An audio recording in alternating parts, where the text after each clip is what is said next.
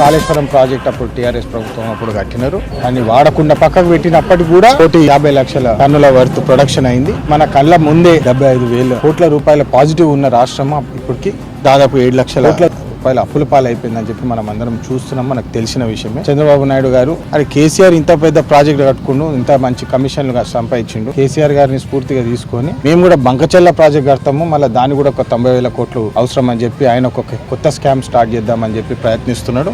దాన్ని ఎట్టి పరిస్థితుల్లో అడ్డుకుంటాం. ఎందుకంటే ఫస్ట్ ప్రయారిటీ తెలంగాణను ఫస్ట్ ప్రొటెక్ట్ చేసుకునే అవసరం ఉన్నది. మరి బీజేపీ పార్టీకి తెలంగాణ అంటే ఎందుకు ఇంత ద్వేషం అని చెప్పి పబ్లిక్ కూడా ఆలోచిస్తున్నారు.